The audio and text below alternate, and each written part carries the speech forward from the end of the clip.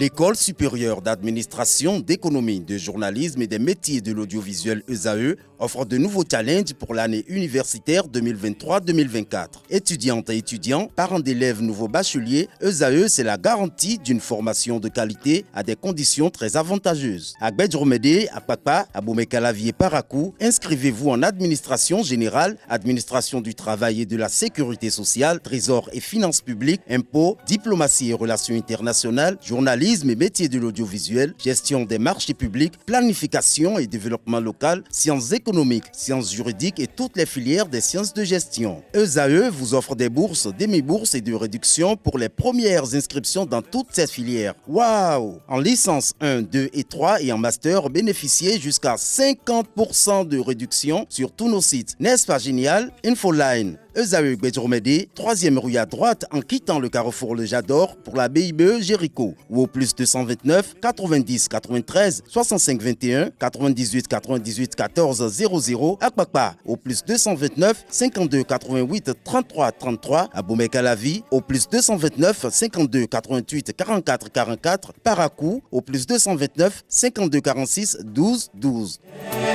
ESAE, l'excellence à un an.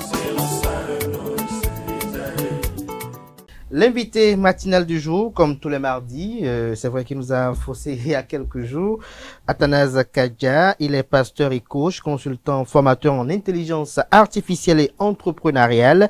Il est chef d'entreprise, président d'organisation non gouvernementale, conférencier international, promoteur agricole, aumônier international aumônier international, juge de paix des Nations Unies.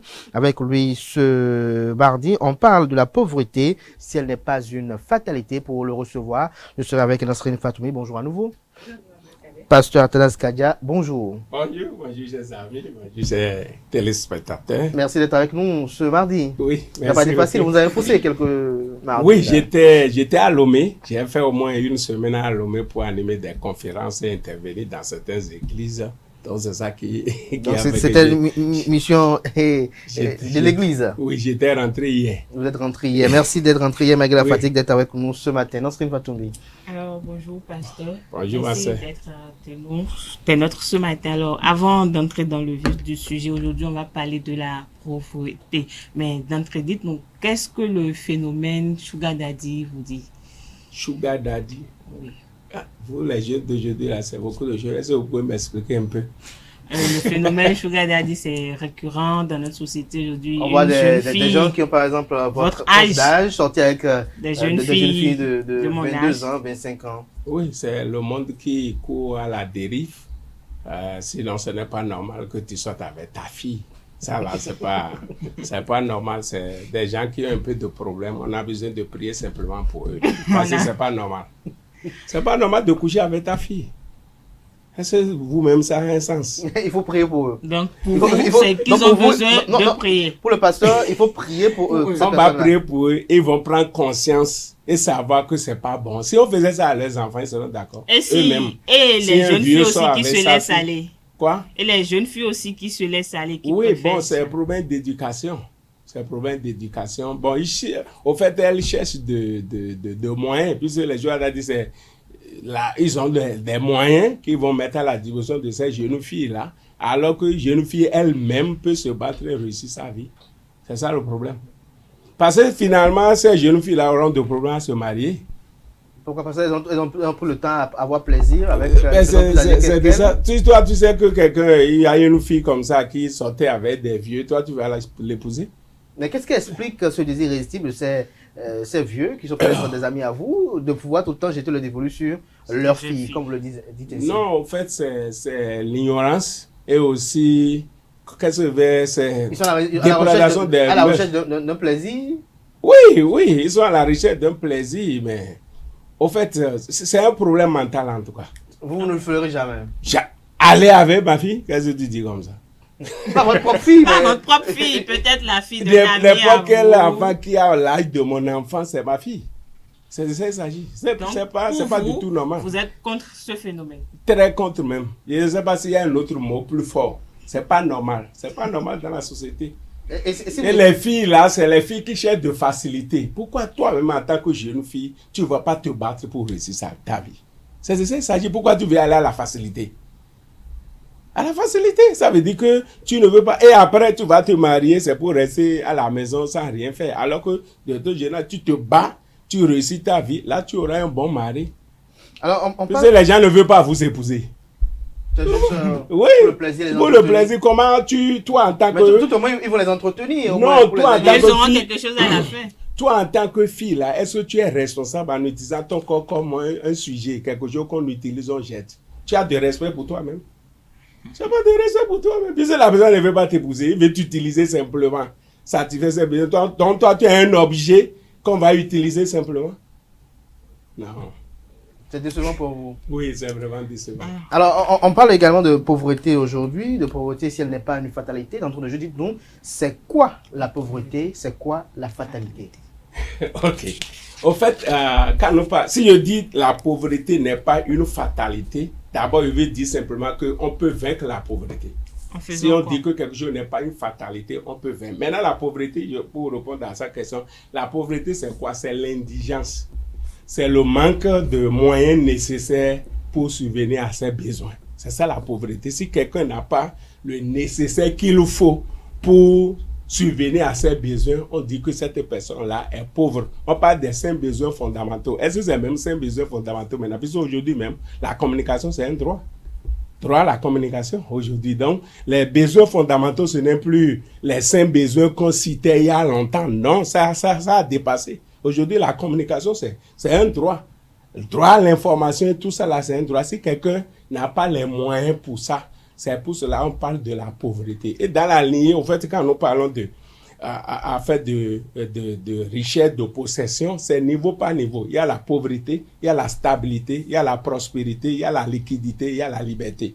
Donc, chacun doit travailler pour gravir ces échelons-là, quitter la pauvreté pour venir à la stabilité, venir à la prospérité, à la liquidité, puis à la liberté. À la liberté. Mais la fatalité, c'est quoi? La fatalité, c'est que je vois que je ne peux plus rien. C'est-à-dire, c'est comme si c'est mon sort, on a jeté un mauvais sur que je ne peux plus rien faire et tout ça là. Donc, certains pensent que la pauvreté, c'est une fatalité. Je viens d'une famille pauvre, je dois être pauvre. Il y a même certains religieux qui n'ont rien compris de la religion. On pense que c'est les pauvres qui iront au ciel. Si tu es pauvre, tu ne te bats pas pour quitter la pauvreté, te serait même difficile d'aller au ciel. Pourquoi? Clair et net. Pourquoi? La pauvreté amène des vices. Lesquels? Exemple de vice. Je donne un exemple. L'argent aussi amène des vices de Sugar Daddy. Je donne Allez-y, raison. Les vies de l'argent, c'est mieux que les vies de la pauvreté. Allez-y, pasteur. Quelqu'un qui est pauvre, par exemple, il te doit de l'argent. Tu l'appelles. Tu es à la maison? Non, je ne suis pas à la maison. Il a fait quoi? Il ment. Qu'est-ce qu'il a amené à mentir? La pauvreté. La pauvreté. La pauvreté va faire qu'on ne peut pas avoir confiance en toi. Tu vas faire même ce que tu n'as pas envie de faire. Donc c'est pour ça que ce n'est pas une fatalité. Il faut se battre pour sortir dedans. Mais quelles sont les causes réelles de la pauvreté? Les causes réelles de la pauvreté, la première cause, c'est toi-même. C'est soi-même. Oui. Soi-même. Oui. Puisque, au fait, être riche ou être pauvre, c'est un état d'esprit. C'est d'abord un état d'esprit. Donc, si toi, soit tu penses... choisis d'être pauvre ou soit tu choisis Voilà. Tu choisis d'être pauvre, soit tu choisis d'être riche. Oui, c'est une décision. Puisque certaines personnes pensent que parce que je suis né d'une famille pauvre, je dois être pauvre. Parce que je n'ai pas les moyens, tout ça là. Non, au contraire. Cette situation-là que tu vis, c'est ça qui doit t'amener à décider pour sortir de la pauvreté. Moi, je me rappelle, il y a quelques années, plus de 35 ans par là, quand j'allais au collège, mais pendant que nous on marchait sur le chaud soleil pour aller à l'école, j'ai fait le CG Comé, et vous voyez le premier CG qui est dans la descente là-bas, nous faisons des kilomètres pour aller revenir. Des fois, tu vas à l'école, il n'y a pas l'argent de petit déjeuner. Au même moment, il y a certaines personnes que pendant que nous on marche sur le chaud soleil, on vient les chercher. Et un jour, je me suis posé la question, je dis, mais parce que leurs parents ont des moyens, ils viennent les chercher et moi, je marche à pied. Moi, mes enfants ne vont pas marcher à pied. Je me suis marié en 1998 et j'ai payé voiture avant que mon enfant ne naisse. En 1998, j'avais déjà deux voitures. C'est une affaire de décision. C'est une affaire de... C'est pas une fatalité. Donc, normalement, les situations que nous traversons doivent constituer une source de motivation pour nous, pour réussir notre vie, pour se battre. Donc, les situations que l'on traverse doivent être des sources de motivation. Oui, en quelque sorte. oui, oui. Oui. Si tu as même, tu souffres, si tu goûtes à la souffrance, tu ne vas pas vouloir que tes enfants souffrent. Et si l'on n'arrive pas à vaincre la fatalité, que doit-on faire? Que doit-on faire? Ah, tu n'arrives pas avec la...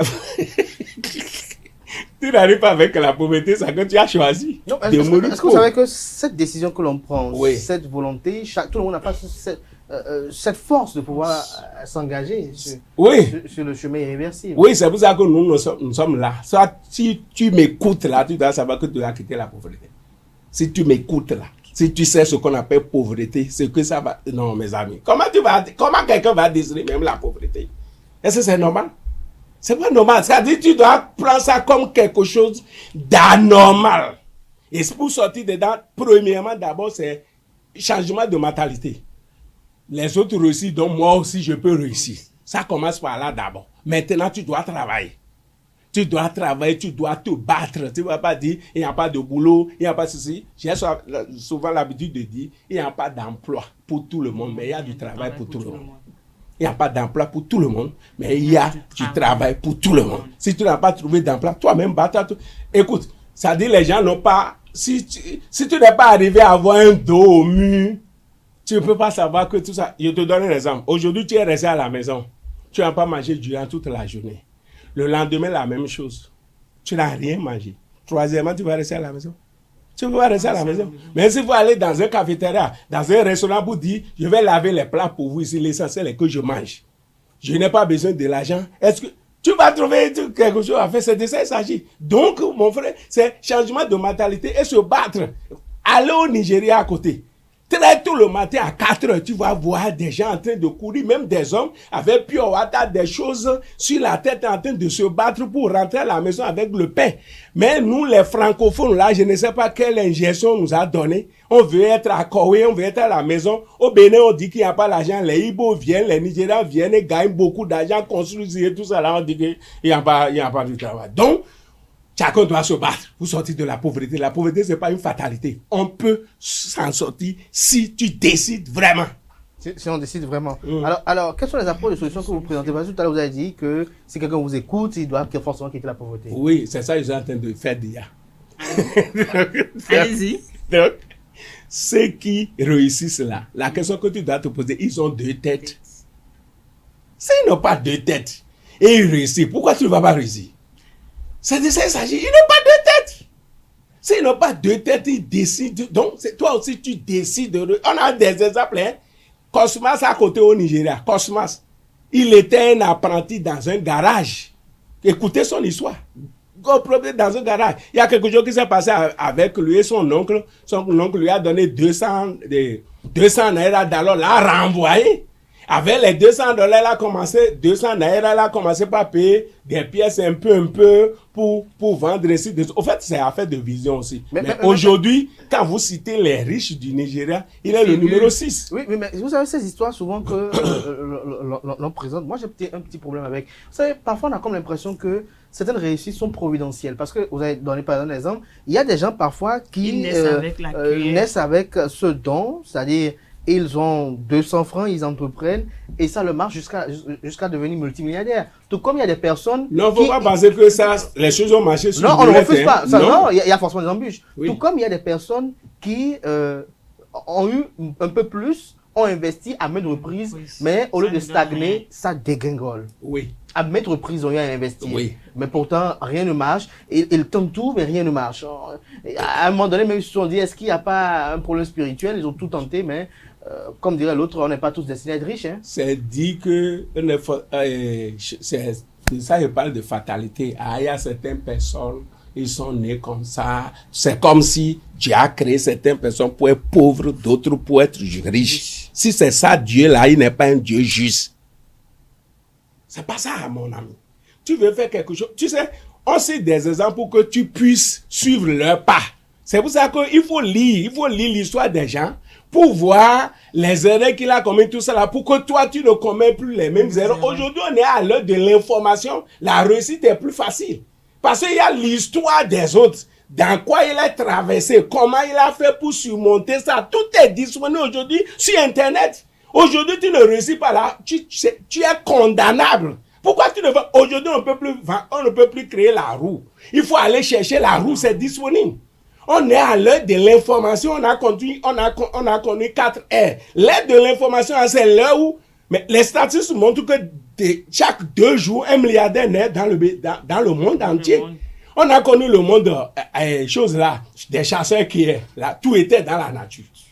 Tu sors simplement, le problème ne se pose pas. Après, on est passé à l'heure agraire, où l'agriculture et les riches, c'était les propriétés terriennes. Après, on est passé à l'heure industrielle. Au 19e, c'est les propriétaires d'usines, c'est eux les riches, comme les gens comme Harry Ford.